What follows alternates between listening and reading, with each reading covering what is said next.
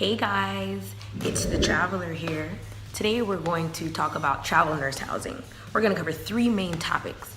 The first one is, where do they put you as a travel nurse for housing? The second one is, what if you want to find your own housing? How do you do that? And the third topic is, how do you decipher between if you should take their housing or find your own? Let's go over it. Roll the script. Roll the screen, Mike. Alrighty, so let's break this down. If you take their housing, which means that you allow them to put you in a hotel or an apartment, whatever facility that agency may use, you will get approximately $200 a week as a stipend, which we talked about in the previous video, which stipends are basically their way of just saying, hey, here's some money. I know you're not at home. You may need some money for food or miscellaneous activity. You do not get taxed on that. After that, you will make $20 an hour approximately. That is your actual hourly rate. You will get that for your 36-hour work week, which equates to about $720 a week, which you will get taxed on that because that is your actual hourly rate. That gets taxed differently depending on your state taxes for where you're working. So when you put all that together, you end up making, drumroll please, approximately $920 a week before taxes. Don't forget that $720 will be taxed on. So what are the pros and the cons of taking their housing? Well, we'll start with the pros. One heavy pro is that when you get to the state that you're going to, all you have to do is roll up to the hotel or apartment, give them your ID, and everything is there for you. It's furnished. You don't have to, there's no hassle. You just show up there. That's very amazing. A second pro is that you will be in close proximity to whatever facility you'll be working at. So that's great because you won't have a very long commute to get to work. So those are two main pros that I can think of. You're close in proximity and you have no hassle to do it. The two cons I can think of are, one, you may not like the place where they put you in. If you're a little bougie, and they decide to put you in an extended stay apartment, you may not like it. Another con is that you don't make as much money as possible.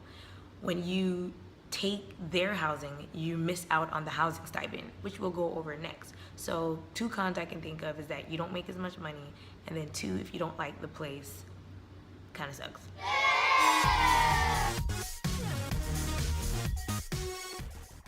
All right, so let's break down finding your own housing. You still get the same $200 a week for food and miscellaneous. You would still get the $20 an hour, $720 a week. That does still get taxed on. The difference is you will get the $400 to $1,000 approximately a week for a housing stipend. The reason why there's such a wide variety is because depending on which city you go to, the cost of living varies. So if you go to somewhere, for example, like Dallas, Texas, where the cost of living is actually not too bad, you may make in one of those lower numbers. But if you go somewhere like San Francisco, California, where the cost of living is very high, you may make the higher number, which could be up to $1,000 a week.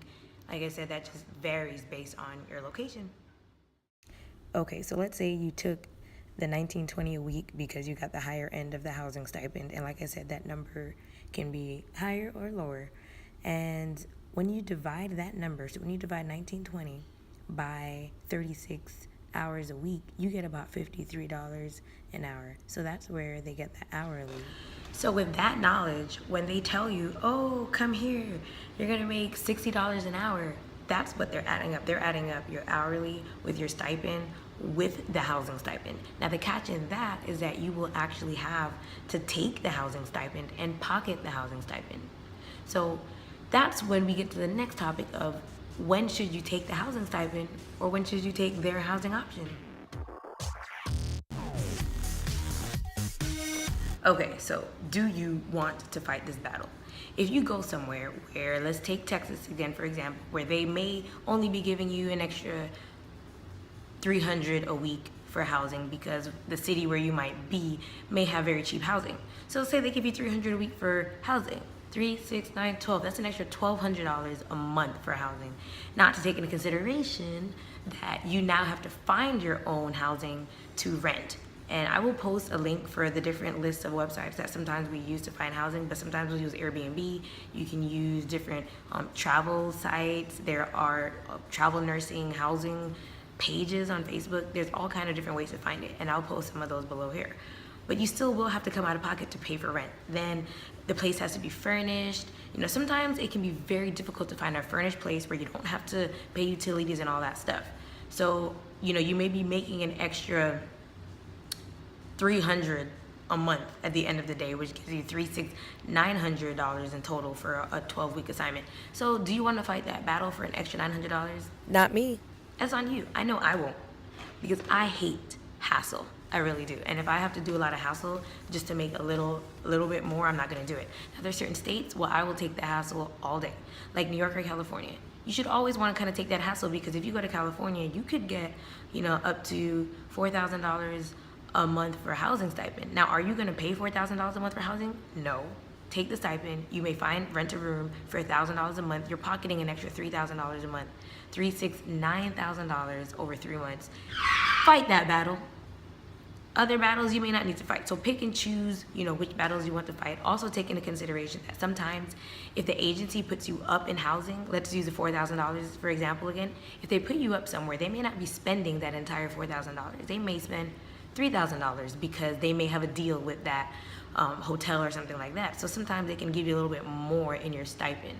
So like I said, pick which battles you want to fight, because sometimes it is a battle and it can stress you out and make you really tired.